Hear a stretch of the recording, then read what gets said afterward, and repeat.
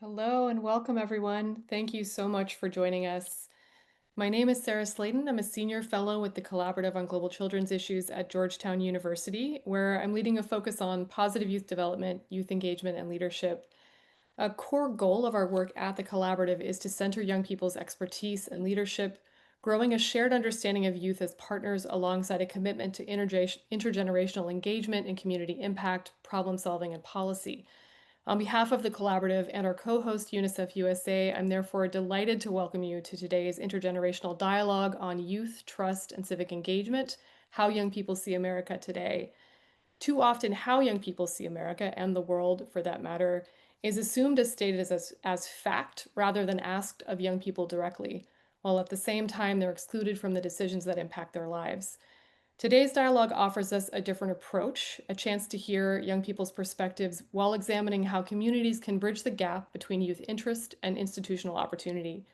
The discussion will draw directly from UNICEF USA's National Youth Poll conducted with the Harris Poll to explore how 14 to 22-year-olds in the United States view civic participation, the issues they prioritize, and their trust in leadership. To introduce our speakers and moderate our discussion today, I'm very pleased to welcome Skylar Goldstein, a sophomore at Georgetown School of Foreign Service and Advocacy Chair of the Georgetown UNICEF Club, and Sylvie Bissell, a fourth-year undergraduate student at Georgetown School of Public Health and current Vice President of the Georgetown UNICEF Club. Skylar and Sylvie, thank you once again, and thanks to UNICEF USA for your moderation tonight. With that, I'm going to turn it over to you, and welcome everyone. Wonderful. Thank you so much for that introduction, Sarah. As Sarah just mentioned, our discussion today will be centered around the UNICEF USA's Harris Poll.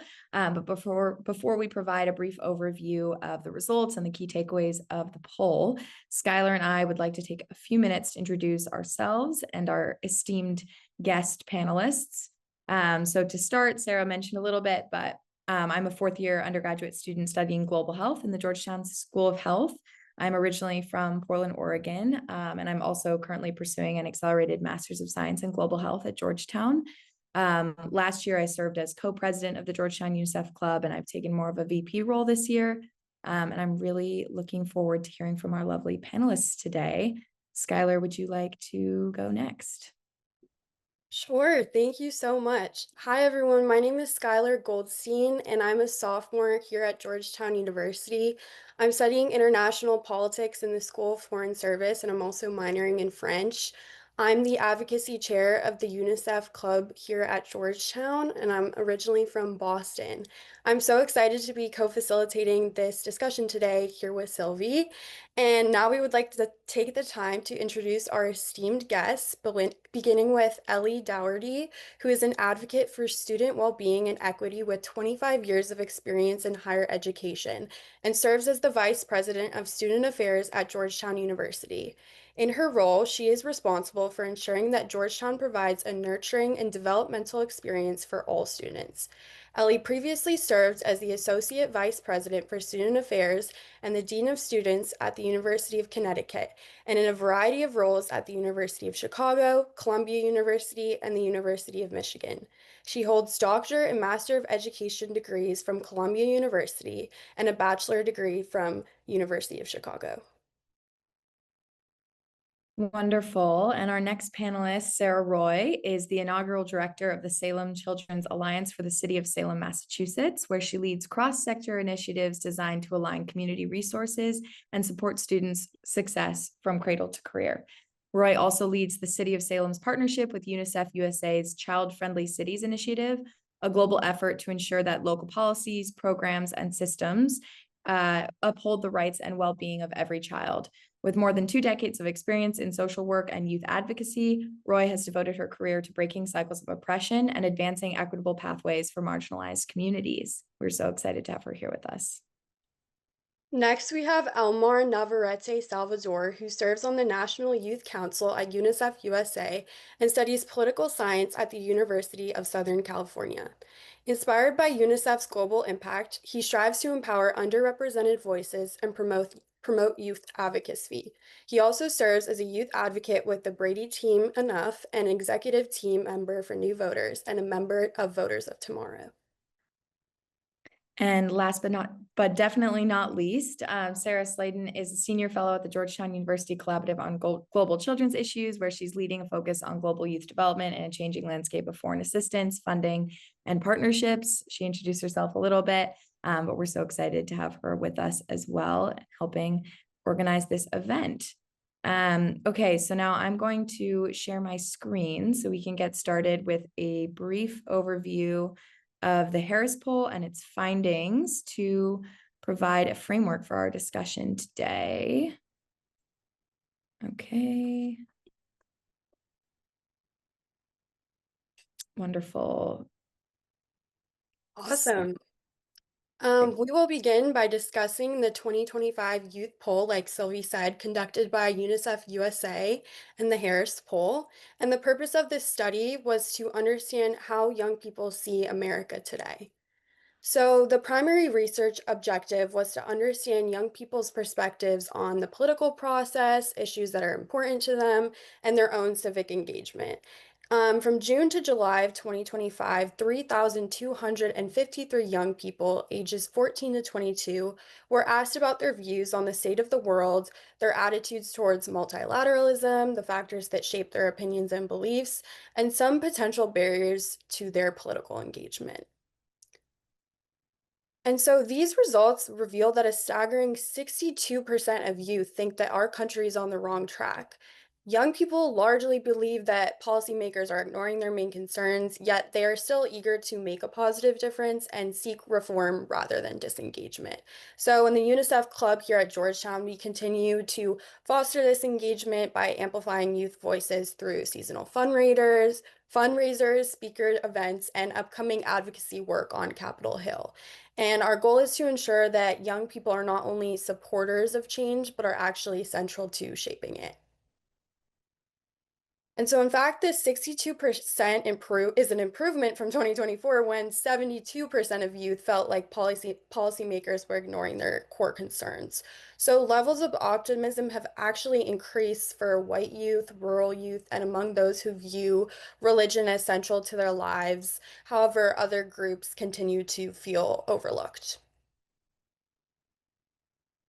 So, despite these mild improvements in 2025, most young people continue to feel excluded in the US political process, especially in these rural and suburban communities. So, it's therefore crucial to consider how their lived experience might differ from that of the urban youth. And also, these statistics highlight the growing skepticism that young people hold towards political leadership and institutions, which calls into question what actions leaders must take to bolster that youth trust, support, and participation. So now we're going to move on to talk about some of the top issues that youth are passionate or concerned about, according to the Harris Poll. As you can see, economic and basic needs issues are top of mind. Importantly, concern for immigration has significantly increased from 2024. And UNICEF USA is committed to including youth at every step of the process, as their work and the issues they're addressing directly impact children. So the organization offers some recommendations for youth engagement here, such as making an effort to understand young people's views on issues, engaging in honest dialogue, creating youth advisory boards, funding programs addressing youth issues, and allowing younger people to be a part of decision-making and solutions. And all of these demonstrate that youth are looking to take action and engage in the conversation, especially pertaining to domestic issues that youth are passionate about, like we saw on the previous slide, such as cost of living, healthcare access, and immigration. And at the same time, many youth also express global awareness. So, for example, large majorities agree with statements like, quote, "What happens in other countries has or will have an impact in my life," and, quote, "The US has a global role in supporting other countries." And I've personally seen this in global health work that I've done with peers in high school and in college, especially because of the COVID-19 pandemic. I think youth are acutely aware of the impact of global issues like pandemics or climate change on their lives and are eager to get involved in international solutions to these emerging crises. So this was a very high-level overview of the Harris Poll and its results. We hope you found it interesting and that the findings will inspire a really thought-provoking discussion today. If you'd like to read the full report, you can scan this QR code or visit the website at these links, which I believe we're also sharing a link to the 2-pager in the chat. If you have further questions about the specifics of the poll or the findings, then please contact volunteer@unicefusa.org. I'm going to stop sharing my screen. Sorry for the tech confusion there for a second. And let's turn to Skylar to begin our discussion. So now we want to hear from our panelists who are all actively involved in fostering youth advocacy and engagement. And we want to start by asking you guys if you've seen these results reflected in your own experience as a student, a teacher, an activist, or a youth collaborator. And what do you think are the most important insights of these results? I'm happy to start us off, and thank you to Skylar and Sylvie and to UNICEF and the Georgetown Collaborative just for creating this space for us to convene. And I think, Skylar, that's where I'd start. There is a legitimacy in the adolescent voice that we have not been listening to. And there is an ambition in, for lack of a better term, the older folks, where we believe so desperately in adolescence and empowerment of our youth, but we're not inviting them to the table.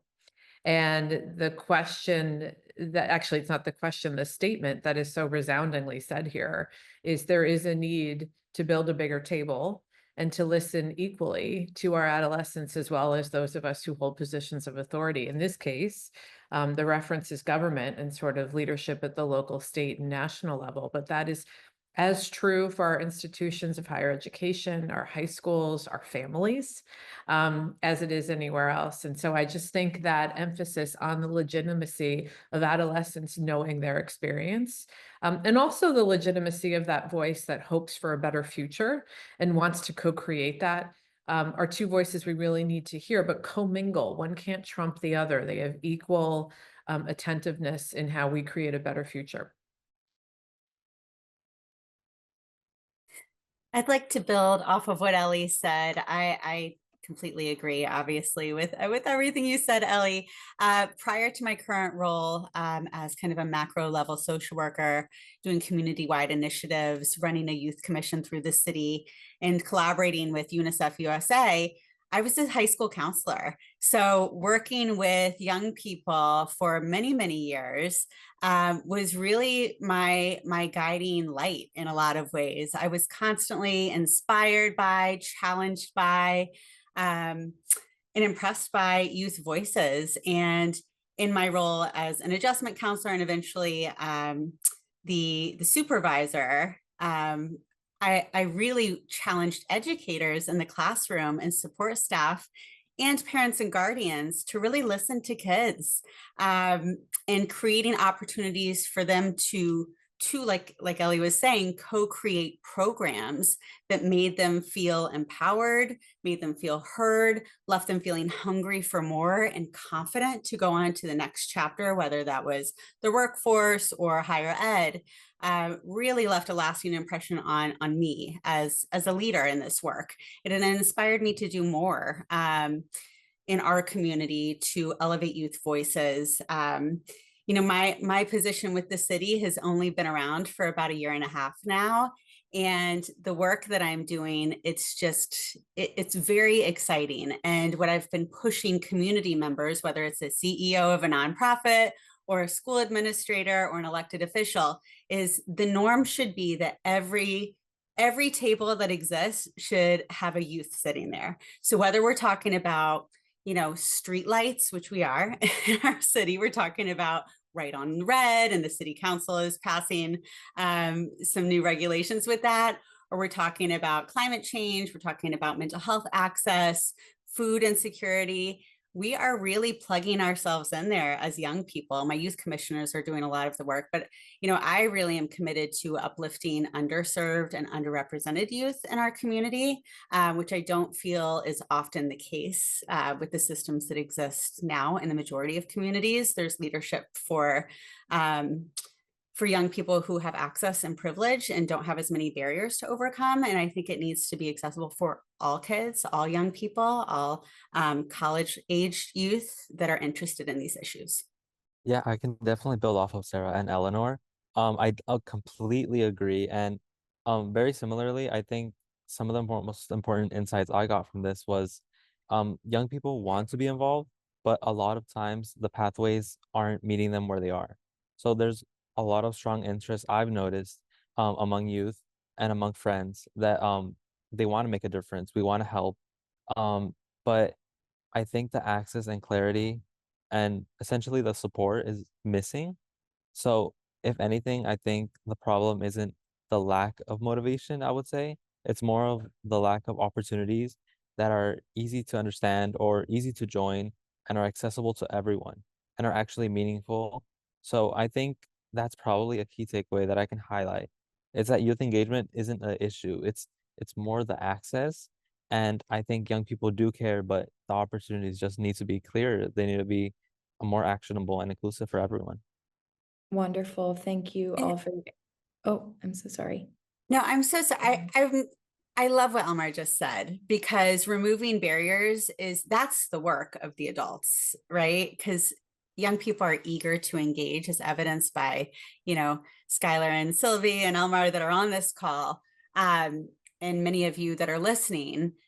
It is the responsibility of people who've been doing this work, who have built careers and who've made a commitment, to make them more accessible. And honestly, to pay young people for leadership roles, to give them compensation for their time and their expertise when we are able to do so. I think young people should be given opportunities to see this as the work, right? Even if it is kind of an entry-level position. Young people need money to survive. The cost of living in the US is astronomical right now. So giving people compensation is really important when we can. I know sometimes it's not an option, but giving those stipend, those scholarships, even if it's just, something small, that's a sign of respect, and a sign of, you are a true partner, you are an expert in the way that you move through the world, and your voice matters, and we're going to compensate you for that. Thank you so much for that response and for jumping in, Sarah. And I agree with everything that's been said. And Elmar, I especially appreciated what you said about meeting youth where they are, because something I've experienced, I think, among peers and friends is if we just focus on engagement in things like civic life, political life, academic institutions and policy with college age youth, at that point, if students at younger, points in their life didn't have the opportunity to engage and didn't feel like they have a voice, sometimes they feel like they don't have a voice or that they shouldn't be included. So finding like age appropriate ways for youth to get involved in whatever way that means will encourage this sustained participation and engagement as they become young adults and maybe exit the youth demographic. So now moving on to a specific question for Ellie. In the poll, we found that the majority of youth feel shut out of politics and of civic life. So we're curious how institutions like Georgetown are working to include youth voice in decision-making through the Student Affairs Department specifically. Yeah, and I'm going to actually think beyond student affairs, because I think the question is, how does higher education let people in? And, we've been around for a couple hundred years, so we think we know how to do it. And there's nothing more energizing than having your very purpose sitting at the table, right? So my job is focused on the transformation of the next generation. Like, that is why I come to work every day. And it doesn't work if I sit in a conference room and don't bring the younger generation in. And I think that's the key piece. And so a couple ways we're doing that at Georgetown that I'm really proud of is about 2 years ago, we created something called Hoya Fellows. And these are postgraduate opportunities for recent alums of the university. So you graduate from Georgetown and you come and work for me directly as a vice president. And they come into the room to help shake things up and to say, my time in college didn't involve a cell phone. I had a pager and thought I was the coolest thing ever. And how does the relevance of these recent alums and their experience inform our leadership of the university? And so through that, Georgetown, and certainly I do this in my role as Vice President of Student Affairs, led a symposium last year with the Aspen Institute and the Center for Rising Generations that featured an adolescent voice that was run by our fellows and run by the Aspen Fellows, not by the vice presidents, not by the doctors of this and the doctors of that, but by our own youth. And convened our colleagues in higher education, convened independent schools, our Cristo Rey schools, our junior colleges, and our adolescents. And to Sarah's point, every table had the real thing there. And it's amazing what you learn when you actually are quiet for a minute. And one of my favorite quotes that came from a student, a lot of my work is focused on mental health and thriving. How do we thrive? And she said, how can I talk to you if you keep stopping me and correcting my tone of voice? Now think about that. How many times did your mother, my mother, stop me and not listen to what I had to say because it was the tone of my voice that was preventing her from listening, but it also became the barrier that prevented me from communicating. And so how do we, when we're looking at building models for thriving, have people like me sit next to students like her and create models of compassion and care and development and that lead to transformation? You know, that's been really important for us at Georgetown. That means when we're leading initiatives, we do it with the fellows at the table. It also means that we get into the classroom on these topics. You know, I teach on blowing up the notion of perfection, which you guys can register for next semester. And again, how do we disable a sense of perfection among our youth?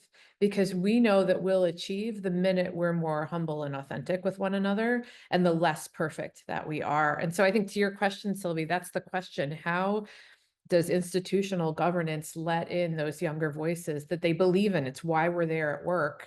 But we may not be listening to the truth of today as we plan for future generations. And that's been a really important hinge for us. And I'm grateful to things like the Hoya Fellows in helping us do our work a little differently at Georgetown. Thank you so much, Ellie. I loved what you said about kind of like drawing away from perfection. I feel like a lot of youth nowadays feel like they have to cater to adult, professionalized language or how they interact and go about decision making, while in reality, that can often take away from their authenticity of what makes them special and the perspectives that they bring. So thank you so much for bringing that up. Our next question is directed at Elmer. You talked about how youth want to engage, but oftentimes that access is limited. We want to know, what do you think the main barriers are that prevent young people from engaging in civic life? Yeah, definitely. I think it completely connects to the question you guys asked earlier. Um, just not having the opportunities because they aren't there. I think they're buried often behind complicated processes that feel impossible to navigate. You know, I've gone through the whole process of applications, and I've done it like hundreds of times, hundreds of applications, and I think they really make it a big barrier to just break through on the entry level point. So I think just on top of that, like the civic processes can like often feel already complicated or inaccessible. So it makes it even more difficult to even step in and try to voice your opinion on important decisions. So I think just in general, like when decisions feel closed off and young people aren't clearly invited in, you can tell just by the application processes and the requirements, it just creates a sense that our input won't change anything and we shouldn't be in these spaces. So I think that's the biggest factor and the biggest barrier that we face right now. Wonderful. Thank you, Elmar. And Sarah, you've been working on removing some of these barriers in Salem. And in the poll, we found that 90% of youth want more engagement with policymakers. And Salem, Massachusetts has made an effort to become a child-friendly city and center youth in decision-making. So how are you and your team creating sustainable mechanisms to embed youth voices in decision-making at a city level? Yeah, so I find that the vast majority of leaders are really open to this idea. a lot of times folks that haven't worked directly with you throughout their career, they just simply haven't thought about it very much, or they'll think about it after the fact. They'll say, oh, we should have had, some youth engagement, in retrospect, or someone will ask them like, hey, did you talk to kids in this neighborhood? Or did you talk to any of the high schoolers that, are on this team that may be interested in it? But now it is intentional. So now we have said, we just launched our partnership with UNICEF USA just last month, and we invited those community members. We had a packed house, and we were able to say, this is not a me responsibility. This is not a yours. This is an us effort, right? Like, this is shared ownership. We are showing up for our community by elevating youth voices. And through that launch, we actually we gave the opportunity for some of our high school leaders to really shine and speak in front of elected officials. And I think that was a bit of a wake-up call for a lot of people in the room, hearing what they had to say. They were so impressed by the young people, and it left them, really thinking differently about their approach. And since then, I've had so many folks on school committee, the city councilors, the nonprofit leaders, department heads in the city, starting to think differently about, okay, we're creating this task force. We wanted to see if there's a young person that wants to be there. Do you know of any? So I'm doing outreach to the schools and the adjustment counselors and the families on social media, like trying to be creative about engagement strategies, talking to my youth commissioners about, like, is this something your friends would be interested in? Giving them leadership roles and saying, I want more of you guys. Like, how are you going to bring your peers into the room? How can we engage them? Just some different things that the city of Salem is doing. It's quite the variety. One of the things that I'm really excited about, I'm not a poet. I've never been a poet, but we are launching the first youth poet laureate. So an official poet for the city that will be speaking at community art events. We are publishing their poem in a community book. They are getting a stipend, an $800 scholarship. So that's one very small example. But again, that's highlighting opportunities to shine through spoken word, written word. We also have a new task force that is appointing an intern, a high school intern, to the Committee for Resiliency and Sustainability through our city. They're doing some work related to flooding. We're a coastal community, so they wanted to bring a high school student into that meeting throughout the school year, giving them, again, a stipend to participate and giving them lots of great mentoring experience.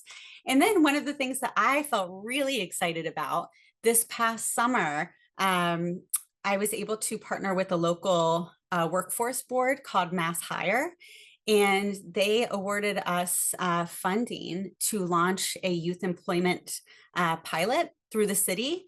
So I kind of convinced my colleagues working in a variety of city departments, anywhere from HR to the assessor's office to the Department of Public Works, Parks and Rec. And I said, hey, how about you hire these incredible young people? And this is what, through the funding, it was targeting youth that may not have youth employment opportunities. So I worked with this community organization to hire 10 high school students in the city. And it involved mentoring. It involved some soft skills related to time management, money management. How do you set up a bank account so that you can have direct deposit? And what I really felt excited about was we met with all of them and paid them for their time at the end of the summer. And we asked them for feedback so that we can improve the program next summer. And because of their feedback, their number one piece was, we want this available for more kids. Like, our friends really wanted to do it. Could we have, could this happen again next summer, but maybe double the amount of jobs, things like that. They also had some really practical advice about timelines for interviews, related to final exams and how we could conduct them, which was really helpful for me because I don't work at their school.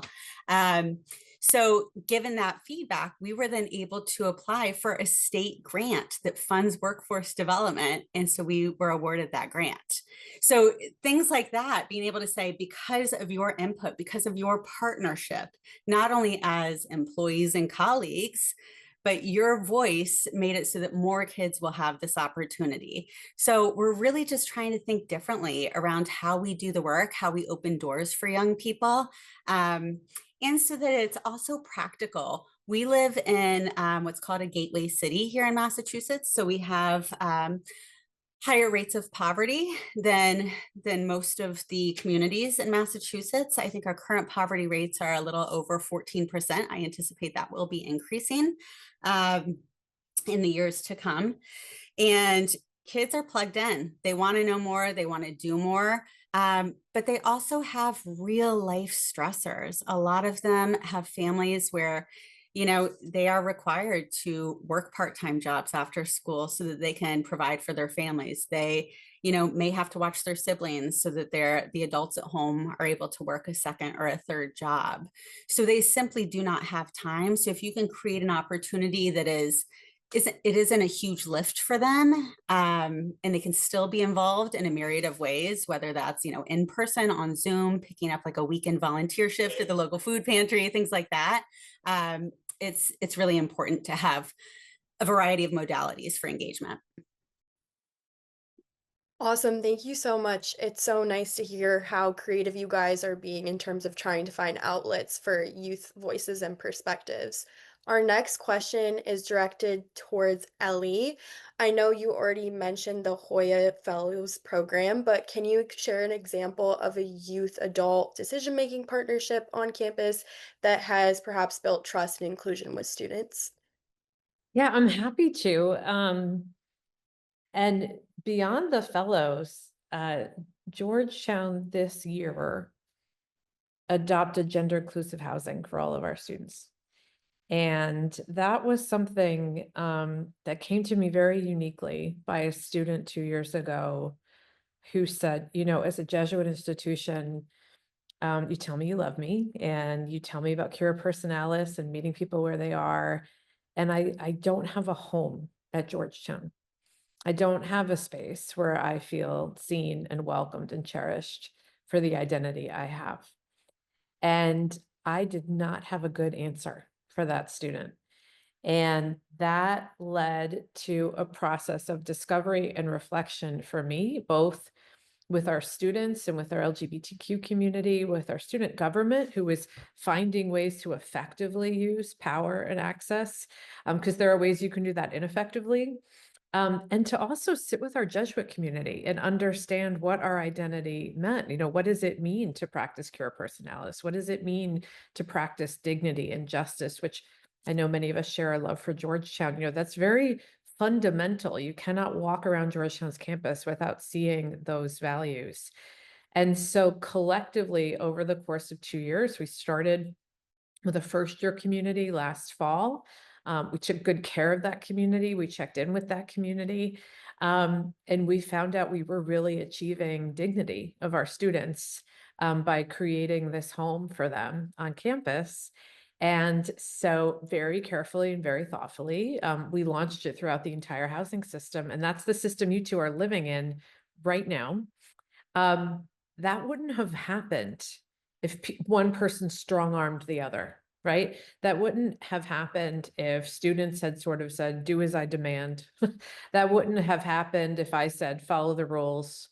It wouldn't have happened if I didn't listen to that one student. And they have written a beautiful piece about this as well, which I can share. But that, I think, is such an important, it's not so much the outcome, it's the process, because we wouldn't have achieved that outcome by just being right or demanding or insisting. Instead, it was listening and creating and trying and taking incremental steps into introducing a community that I think you guys would say is going great. And that wouldn't have happened if we just spontaneously made a decision and implemented it a month later. And so when we kind of provide access to Elmar's point, we also need to provide thoughtfulness and grounds for iterating and bringing in more opinions and more perspectives.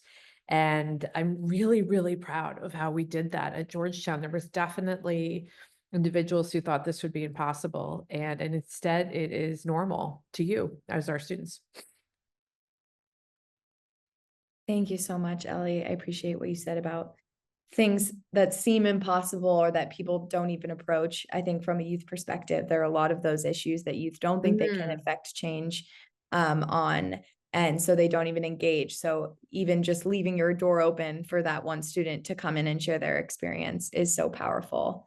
Sarah, in your work, you've talked a little bit about specific examples of youth involvement in decision making in Salem, but I'm curious, with city level governance or with other collaborative work, have you seen any specific innovative practices or strategies that have inspired adults to leave their door open, to continue that metaphor, to create more space for youth engagement who maybe weren't tempted to do that before? And maybe what solutions or strategies could you scale up to other cities, to, national civic life? Yeah. Just in a meeting that I was in today, it was interesting because I've worked in the same community for a very long time. And so I've always bought in. I'm a huge fan of the young people in our community and in other communities. But I brought up something that the youth commissioners have been talking about for several months, and that is having safe spaces to hang out in our community that are affordable and accessible and fun, not corny. And so the idea of a third space for teens in our city is one that my youth commissioners have been talking about. And we have, I created some space and challenged them to dream. Like, what would this look like? What would this feel like? Who would be there? Would there be snacks? Like, where would it be? Let's dream big. And then today we had the opportunity to present this idea with a great deal of passion to our mayor, to our chief of staff, to the executive director of our local YMCA, the CEO of the Boys and Girls Club, and our health commissioner. And we were able to say, this is what we all care about this. We all have resources. So how do we think differently about elevating the youth to actually create this? How could we actually make this happen? Not the adults, the 40-year-olds making decisions on what kids want, but really saying, all right, guys, my action step as someone who works directly with the youth was this Thursday, I'm meeting with them and I'm going to have them collect data to bring back and present to the board of directors for the Y and the Boys and Girls Club, which is pretty cool. So I'm going to walk them through, how do you collect data?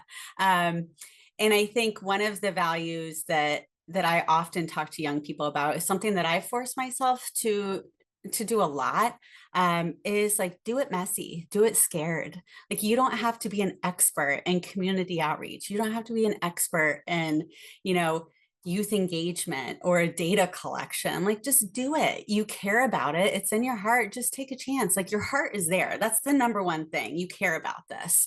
So we'll figure it out together. I definitely don't think I'm an expert in any of this stuff. I'm flying by the seat of my pants half the time. I always tell the kids, I'm throwing spaghetti at the wall and seeing what sticks. And that's a part of the work, right? Because nothing changes if nothing changes. So giving them opportunities to do it their way is what we need, right? So that's the most exciting, most recent example. Can I jump on a second, Skylar, and mess up your order for a minute? But there's some really good questions coming in on the chat too. And I want to say, Sarah just said, giving people opportunities, right? There is an expertise in age and there is an expertise in youth. And there's only one vice president of student affairs at Georgetown. It is up to me how I want to lead and how I want to open the door. And so does everyone agree with me all the time? Absolutely not. Do I walk out on thin ice sometimes? Absolutely.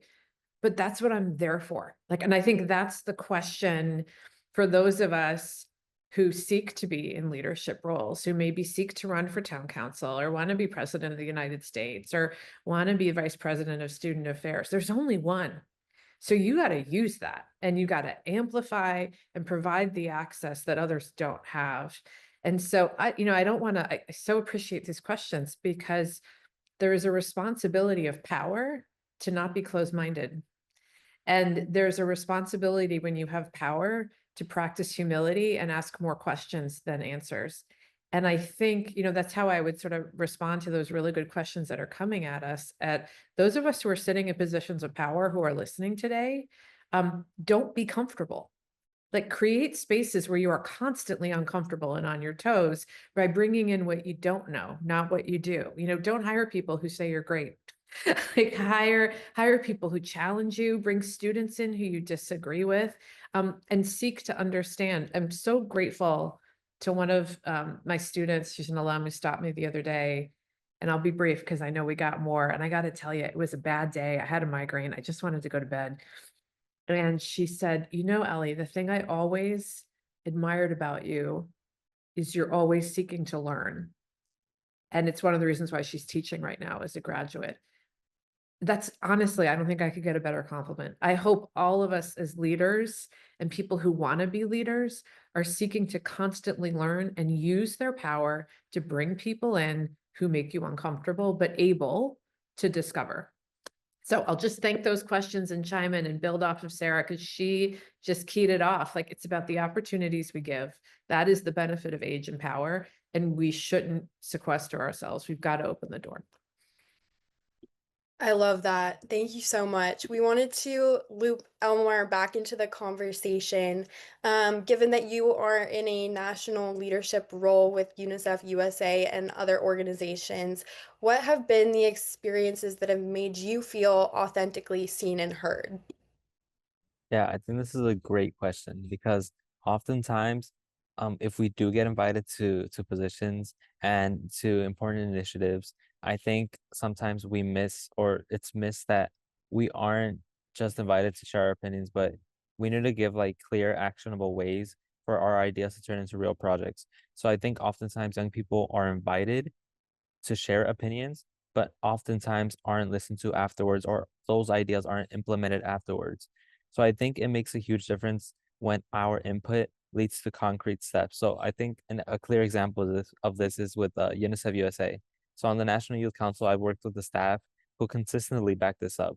Like, our opinions genuinely get inputted into the projects, and those projects get sent out to our club networks, and oftentimes with our input in them. So I think doing that and actually listening to us and implementing our ideas is probably the best way I think it is to be seen and heard in leadership roles.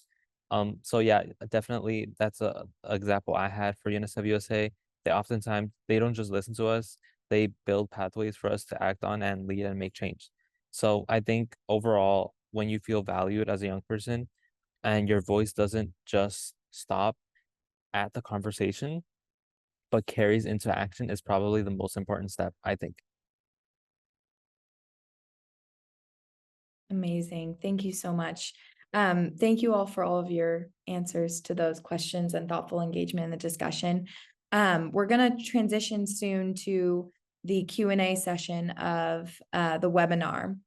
But first, I want to invite that everyone who is listening in, if they can put in any questions they have for our lovely panelists into the Q&A function. They'll be sending those questions to all of us, and we can review them for the Q&A section. But before we do that, and as everyone's thinking of their amazing questions, I'd like to ask our panelists this question, which is, what are the main takeaways that you're leaving with and would like those who have joined us to leave with as well, from the Harris Poll specifically, or from the discussion today? Ellie, maybe we can start with you and then jump around. Yep. I think there's, and as a true nerd, I was like, am I reading this data correctly? So please let me know if I'm not, because I'm all about the qualitative, my friends.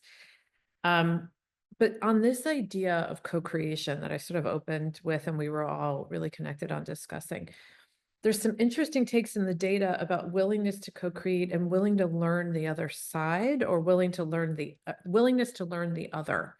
So one of the things that I thought was really interesting is very high percentages of positivity of local government, not so much federal, right? But you also don't know your local leaders. You do know the president of the United States. So do you like what you don't know? Like that, I mean, that's a really interesting thing. And I'd love, if I could sit in a focus group, which is how I like to do my work and to say, what does it mean to be a local leader and how do you personify it? Now tell me who that local leader is where that rings true. I think what your data is showing is there's a little bit of a gap, right? There's an idea of a community I cherish and a community I know that I have faith in, which is very hope-filled. I love that outlook. But do you know the people you're trusting with leading it right now? And that, I mean, to Sarah, to have the mayor sit with those students and understand what a mayor is and why we invest such faith in them is a really interesting point in the data, because there's a lot of hope in the home and in the immediate home, but not a lot of knowledge of who is leading my home, which I think is just fun to play with. And when I think of co-creating, I hadn't quite thought of it that way. Like, do we actually know that thing that we're fighting for? And do we know who we're fighting against and who we're fighting with? The other piece, not surprised, but so interesting to me, the three main influences in adolescence, right? Your family, the people who love you the most, social media, who doesn't know you at all, and your friends. And so what that says to me, there's both opportunity there, but we should be really, really thoughtful about how we curate our value system. So our family's very intimate and very close, and that is a really good thing. It could also be a really bad thing. Our friends, we self-select, and that's good until it's not good. And then social media, we curate too. So are we curating the formation of our values based on difference or comfort? And I think that's a really fun, I think there's things that really activate me in this. Like, adolescents are seeking those they love to find out what they should believe in. That's so good, right?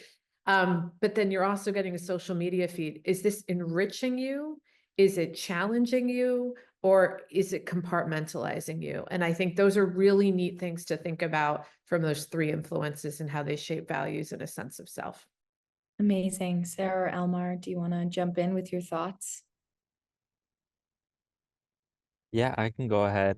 I think the biggest insight I got from the youth poll is definitely that 81% of people believe people our age can make a real difference.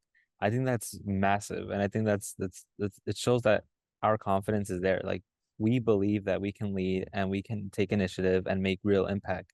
So now I think it's so important to turn that belief into actual opportunities and support, and so we can all step in and make the change happen. So even in myself, like, seeing these results makes me, like, inspires me to maybe create something for young people to get involved.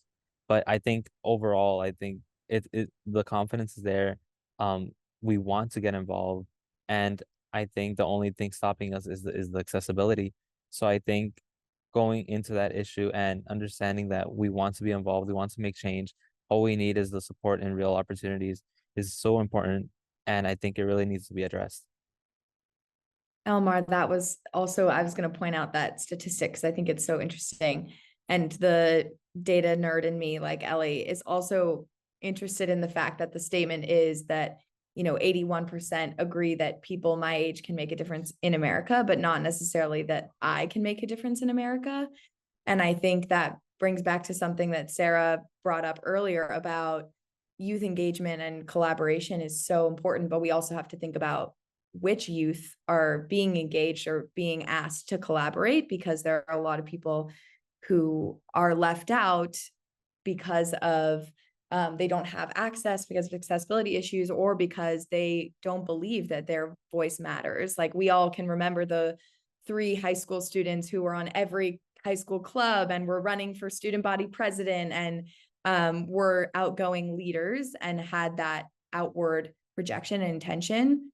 But what about, the rest of the class that also has really important ideas and maybe they're dealing with home stressors or environmental stressors that make their insights and questions arguably more important to solving some of the issues that we're dealing with today, but they don't feel like they're the ones who can actually make change in their country. So I think that statistic is very positive. I agree, and it is inspiring, but also it's interesting the way that it's worded. And I am curious if a question that was phrased more towards individual perceptions of change, if that would come to a different result.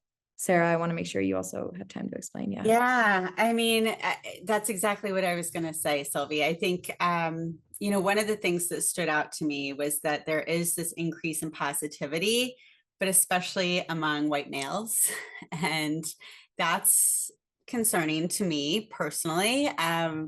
We know that representation matters. I live and work in a very diverse community with a large population of immigrant families from the Dominican Republic, among other places, but that's our primary group of immigrant families in our community. And so many years ago, I worked with leaders who really pushed us to think about representation. And so every time we were choosing a group of students for anything, it could be a focus group. The school I worked at was really big on focus group and amplifying youth voice, which is kind of what set me up for this role. And we would write down who are the kids that come to mind for this activity or this group or this leadership role. And we would, someone would type them all up, and then we'd look and we'd say, all right, so who are these kids, right? Do they represent our community? We would always talk about who is our community. So, relative to race, socioeconomic status, privilege, housing security, things like that, because we wanted to make sure that we were elevating a variety of voices and carving out opportunities for the community, not just those 3 kids that showed up to everything, right? Because then it just becomes kind of like this echo chamber. So that to me was just kind of best practice. That's just what we always did. So now in my role, that's a newer idea I'm finding. So what was normal to me, like, of course, that's what you do, is really not the norm for most institutions, whether it's, people in positions of power, a different organization. So, just thinking differently about, like, are we capturing our true community voice? And that also relates to elected officials. So we just had an election here, a local election on November 4th for school committee and city council, and there was a mayoral election, but he ran unopposed. So looking at the variety of candidates was really interesting for me. I have an undergrad degree in sociology, so I'm always like, like, who are these people and why are they making this choice? So it's interesting to see a more diverse candidate pool paying attention to local issues more. We had a lot of candidates that were in their 20s and 30s run for open seats this time, which is not the norm in our community. Traditionally, a lot of leadership elected officials are middle-aged white men, which I feel like that tends to be common in a lot of communities. So seeing a more diverse candidate pool that really represented our community, I think, was a really clear message to our young people as well, because they had a chance to interact with the people that were campaigning when they were door knocking. I always invite kids to city council meetings because, as Ellie was saying, we need to actually figure out, like, who are the people that are representing, who's making choices for us and with us, like, who's leading us? Do I know this person? Do I believe in them? If not, then how do I change that? Like, maybe I need to think about running. Maybe I need to volunteer on a campaign of a candidate that I am excited about. So again, opportunities to educate young people about how can you get involved. If you don't like something, how can you change it, right? If you're 16, you may not be able to do the things that you can do when you're 26, but it starts young. I think that's an amazing point, especially everything you said about representation. I mean, personally, what I found so impactful from this poll is, like, when it feels like you're not being represented, it can be so demoralizing. But the thing is, we see how you still have that enthusiasm, which I think is what makes them such an underutilized asset in decision making and policy. So I love what you said. And now we're gonna move into our Q&A. I'm seeing some really amazing questions from the audience. Um, Let's begin with the one that says acknowledging those in the webinar that might have already bought into youth engagement and decision making. What are some of the lessons you've learned about how we bring others along, perhaps those that are more skeptical about involving youth perspectives and voices? Yeah, this is where Jesuit education is just really good. And um, there are some basics that we all agree on: respect, dignity, compassion, care. And when we can get from me to we, like I think I'm right. That doesn't allow much listening, right? But if we can say this table agrees in ensuring that adolescents thrive, how are we going to do that? That opens up connection and it opens up the capacity to listen. What we have to do is just sort of get from me to we. So how can I ask of the person who's convinced that they have all the answers what their one question is? And when we can start getting into questions and start genuinely connecting on core values, like we think that I'll say this flippantly, I'm really committed to retiring. It sounds great. I can't retire if Skylar and Sylvie don't take over. So how am I going to create a conversation that allows for Skylar and Sylvie to enable me to retire? Right? And if that's the I that I have to start from to be able to open up my heart and my ears to listening more and answering less, then we'll get to a good place. So I do credit kind of a lot of how this mission of education thinks about things, which is, what is our core value? It's not about being the smartest in the room. It's about connecting on key values and caring for others, enabling them to thrive, wanting justice and equity. We tend to want those things for ourselves. And so by extension, we should get to a place where we want them for others. And the task of the person sitting at the head of the table is to get from it's all about me to could it be about us? And then we get to a good place. Ellie, I love what you just said. That was one of the things that really drew me to the UNICEF's Child-Friendly Cities initiative, was that the basic human rights, the child rights, it's not controversial. So right now, we are living in a time where it's us against them. Everything feels heated. Everything feels tense and stressful.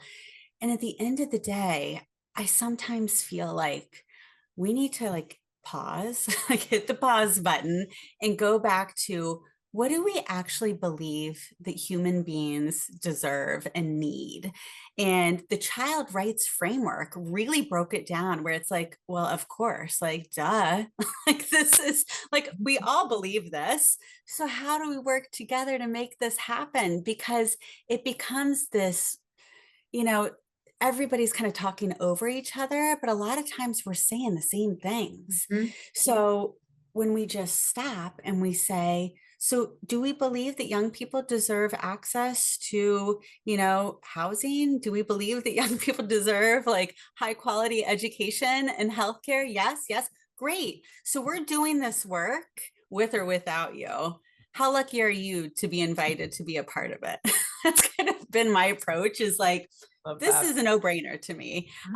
So, some of the strategies that I've used with folks that I do feel like need a little bit more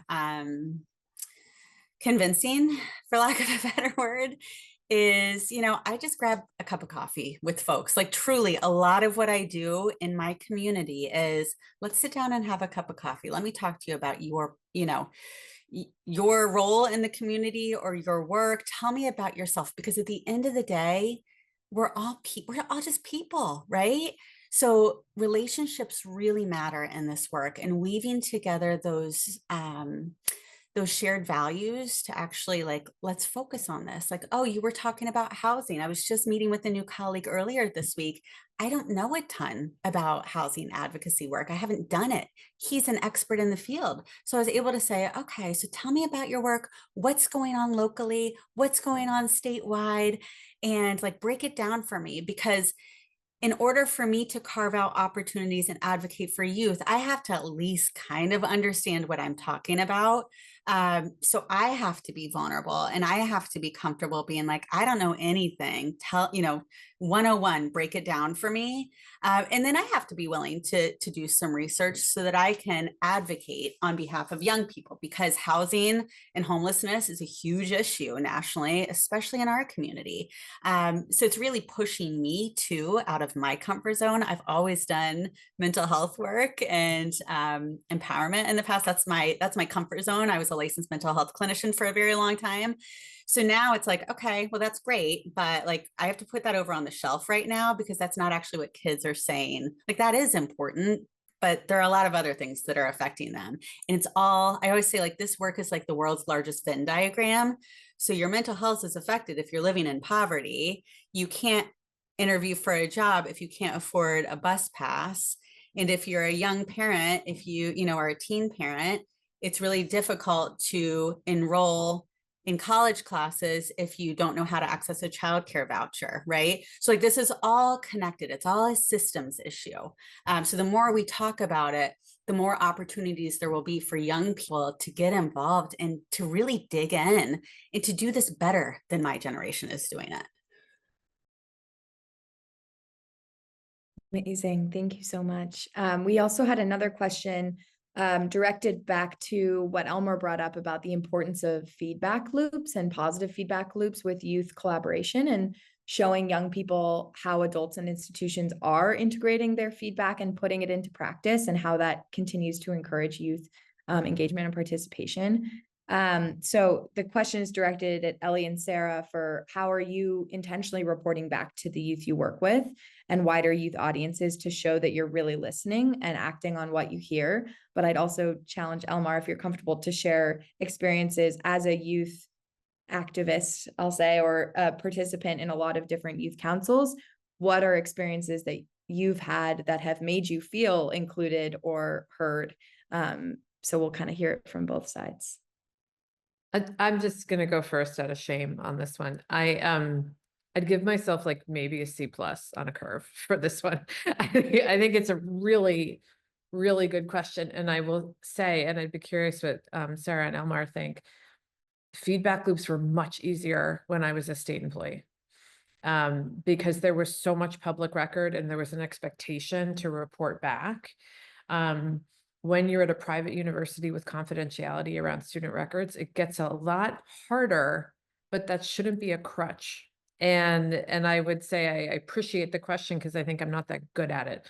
And that it was easier as a state employee. Like some of the things that I do now are, the vice president's advisory group is open to all students at any time. They get to determine the agenda. I report back. I view myself as, the students are my constituents. They may not be my boss, but they do determine how happy I am in my job. And, those are some of the things I do. I think that's a real perennial question. Folks in my line of work where you're sort of an executive administrator for 15,000, we tend to just think of what's next, which prevents us from celebrating our strengths and learning from them. Which is why, on a curve, I think I get a C+ right now in this one. Okay, Sarah, get the A. Again, working in a school, working it with middle and high school students, you have to celebrate success. It is, think about pep rallies, right? That was how we got through it. Honestly, I think celebrating success for me is a healthy coping skill because this work is hard. It's heavy. It's slow.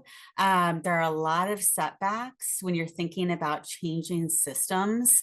So having opportunities to just connect and be joyful and to shout each other out is really special. And again, I actually don't have as many opportunities as I used to because I just don't have access to youth like I did every single day. But one of the practices that I do regularly is like I'm also a mom, so I have young children and they are constantly like cringing because I am the person that will just like, awkwardly compliment strangers because I just feel like the world is a heavy, dark place. So when you see someone doing something good or you see something that you appreciate or you respect, call it out, because that's what keeps us going. I also think setting that as like, that's just how we move, right? Is supporting each other, lifting each other up, saying like, hey, I know that precise praise. So when in the education field, we always talk about precise praise. So don't just say like, hey, good job out there. You'd say like, hey, I really noticed how you pushed yourself and you don't like public speaking at all, but you got up there, you prepared. I saw that you like took a deep breath and, you had a little stress ball in your hand, but you did it. And, you really connected. I loved what you said about blah, blah, blah, right? Like that precise praise is what keeps people going and pushes them out of their comfort zone. So with my youth commissioners, I do that. With my old students, I would do that often. But now with my peers too, because things are changing and leadership is starting to look a lot different, which is super exciting, but we have a long way to go. Yeah, I can definitely add on from my experiences. Specifically, like I really felt heard and included when the staff members or people really actually come back after my input. So when adults or staff like followed up and showed what changed because of our input and explains how my ideas shape the next step. So I've seen that with UNICEF USA on various projects. They have followed up and showed me this is what we changed because of your guys' input. And this is what we're going to be including, and this is how your ideas shape the project. So I think just not only collecting opinions, but actually using them and integrating them into the projects is very important. So yeah, it definitely shows that they respect us and have a lot of transparency, and that our voice can actually matter in decision-making processes. That's awesome. Thank you so much. And our next question kind of ties into that. It's directed to Sarah. How can local governments and communities ensure their engagement moves beyond participation to meaningful action? Yeah, I mean, I think it relates to following up, right? So if you're asking, I asked my youth commissioners when we first formed the group a year ago, I said, what's the best way for me to keep in touch with you guys? And while still remaining professional. And which is always a little bit tricky because my young people were like, we don't really check our email. Like, if you want to get in touch with us, text us. So I was like, okay, well, I guess I'm texting you guys now. That's just what I'm doing, which is fine. It's a little different than what I thought I would be doing. So I just texted them yesterday and said, hey guys, just a reminder, we're meeting on Thursday. This is where we're meeting. This is the time. This is what we're going to be talking about. We're going to be following up, talking about, last meeting, you guys weighed in on the City SEAL Task Force and you gave some great feedback. I'm so excited to tell you what City Council talked about. And we're going to be talking about a teen center. So I give them kind of like a taste so that hopefully they come. And I always say like, you're welcome to bring friends too, because I want that to be an accessible opportunity. I always invite them to bring new people. And then I just follow up and I hype them up as much as I can. I also try to get to know them outside of their youth commissioner role. So for example, one of my young people is an incredible artist. So I asked them about their art. Like, what have you got going on? Another one is the soccer captain. So I'm asking him about soccer. Another one is her family is from Russia. So I love to hear about her family in Russia and what they're doing, because again, if you connect as people, you're able to do the work more effectively, because again, it's hard and it's slow. But if you have that foundation of a relationship and you're treating them as colleagues, it just changes things. I brought in a colleague of mine from the Race Equity Commission to a group of 10th graders, not my youth commissioners, just some 10th graders that were interested in doing some service learning work for the community. And the number one piece of feedback that the 10th graders said that they enjoyed was that he talked to me like a person. Like, he didn't talk to me like a baby, right? And I think that, and I gave that feedback to my colleague because he had never done this work before. So it was a little clunky and awkward for him. He was second guessing himself. He doesn't have, he's not an educator. He's not a youth worker, so he felt uncomfortable. So me going back to him and saying, hey, great job, the kids really liked this about your presentation, they really valued this, then gives him the confidence to continue looping in young people. So again, it's really following up, giving feedback, giving precise praise so that they're hungry for more and that it keeps going. And then hopefully they're able to loop in people, whether it's young people, whether it's community leaders. And it's again, it's more of a shared approach and a shared ownership to this work. Amazing. I think we probably have time for one or two more questions. So briefly, before we ask you kind of a summative question, this is more directed towards the students, but someone asked, like, as students and the future workforce generation, when we are going to be entering the workforce, where we're expected to bring something to the table or prove that we're a good hire, how would we like to be approached when that opportunity arises and treated? And what would make us feel that the person is genuine in their opinion and maybe in some of this positive feedback that we've been talking about. So I think this is mostly directed at Skylar and Elmar and myself. I can talk if you both don't have something to say, but please jump in. I can start us off.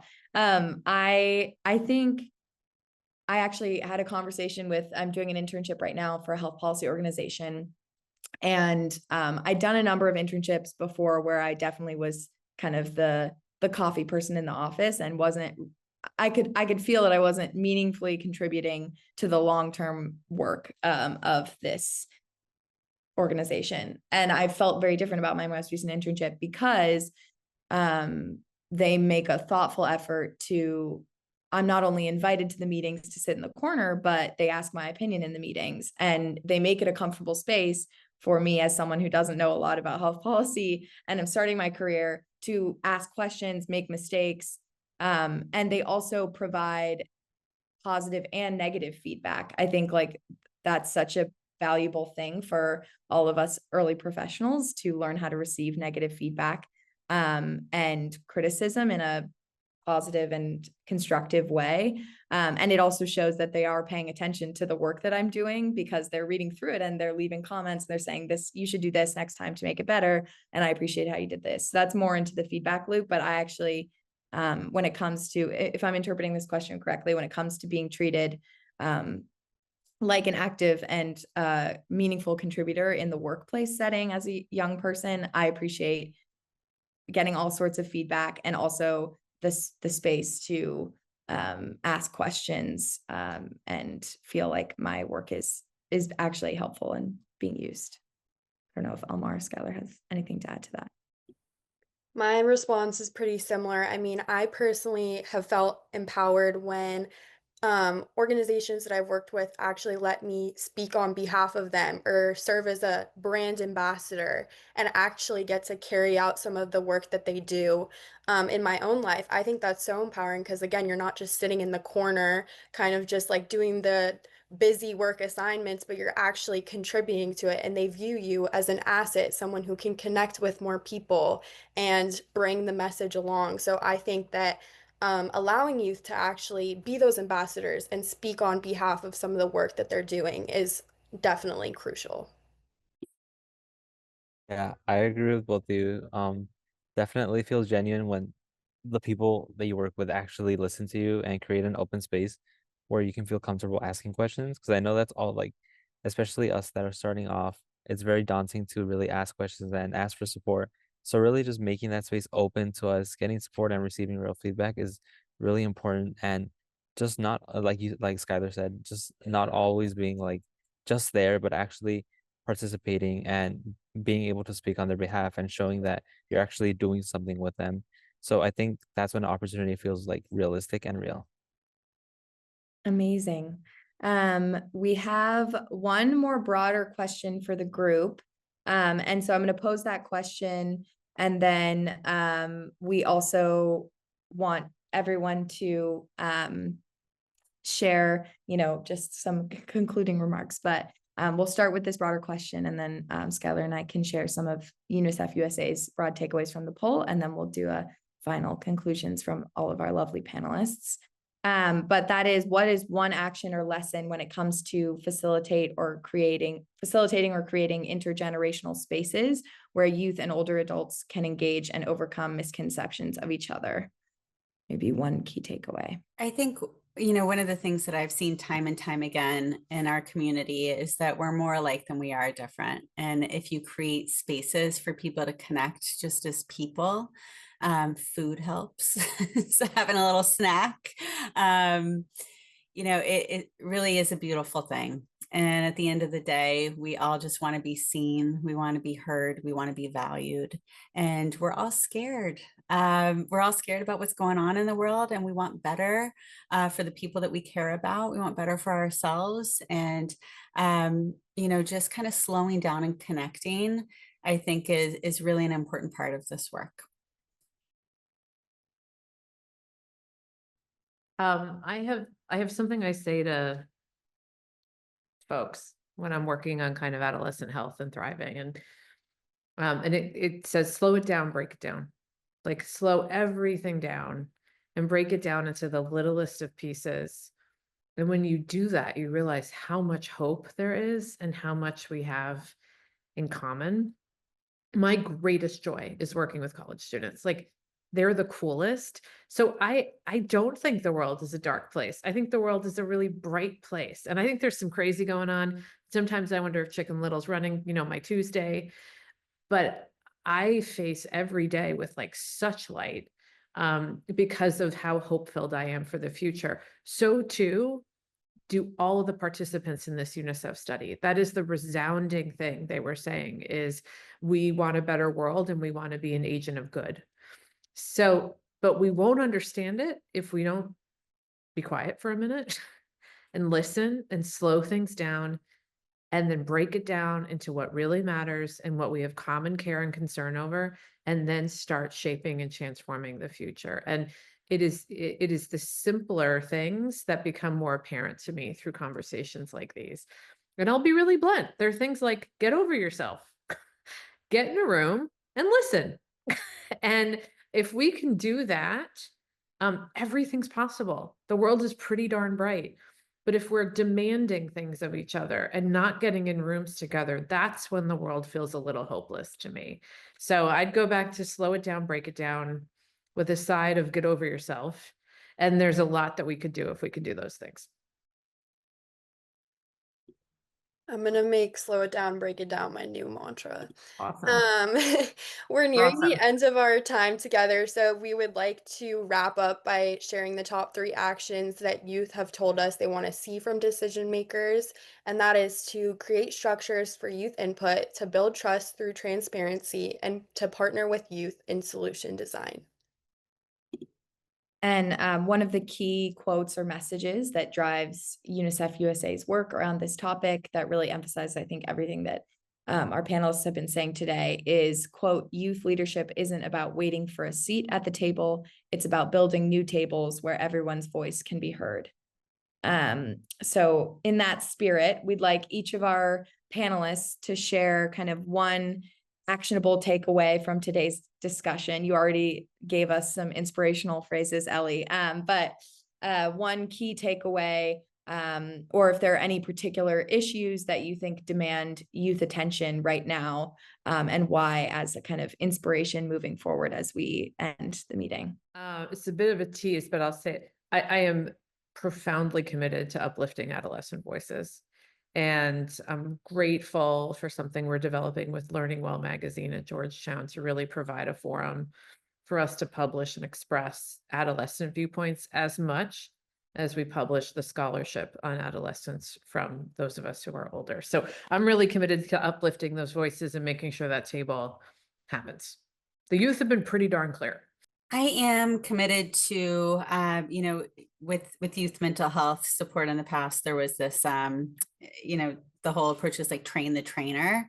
So with my youth commissioners and with young people that I work with, I want to train them to do this. Like, I really, my goal would be to just sit back and be, help them when they need help, but really to empower them to lead these meetings, to lead these initiatives, to create and to help them find what they need, because everybody needs guidance. But I would like to be more hands off, because I think that they can do it better than I can. So that is my goal, is to do less, to listen more. Yeah, and I think for me the key actionable takeaway I can think of is, as a young person, just keep showing up. I think just offering our honest input and stepping into the opportunities that we are offered and just pushing work forward on our side. Um, but also to like the adults and the leaders, I think just being open to youth and creating clear pathways that don't just listen to young people, but also show them that what happens with their input is they give them a role and they give them leadership in the future. So just transparency and shared action is probably a big key takeaway that I can take from this. And to build on that, I'm curious if you all think there are any issues in particular that youth should be participating in more. We saw from the poll that youth are very interested in things like immigration, housing.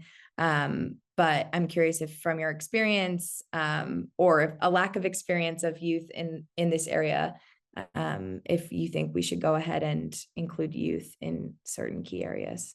You know, Sylvia, I wasn't sure if this was the direction of your question, so correct me if I'm wrong, but I think my answer, if you see a guy doing something you don't like, figure out how to get his job.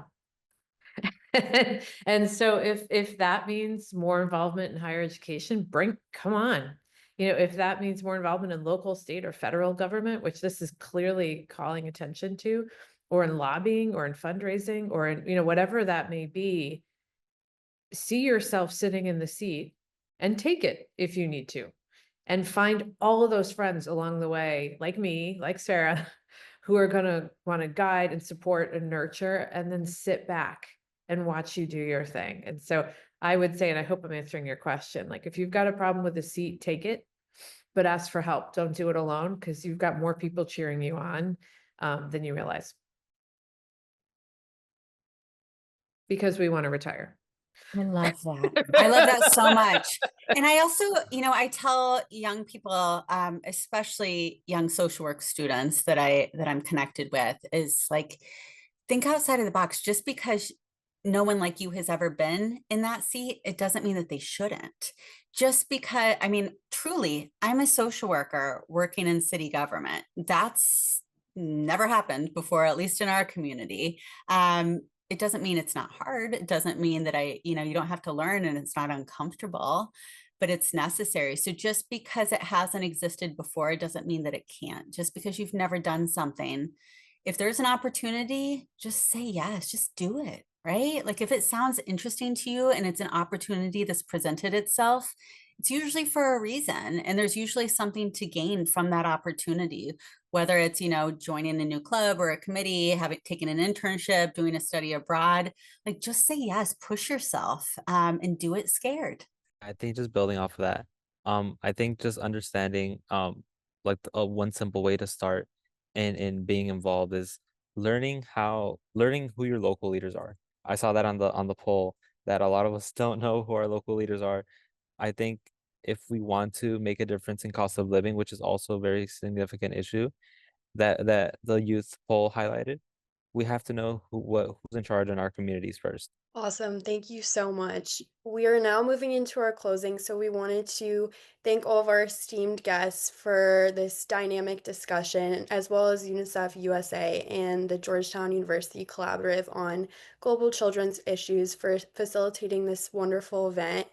Ultimately, the Harris poll demonstrates that youth are a largely underutilized asset in the US political process.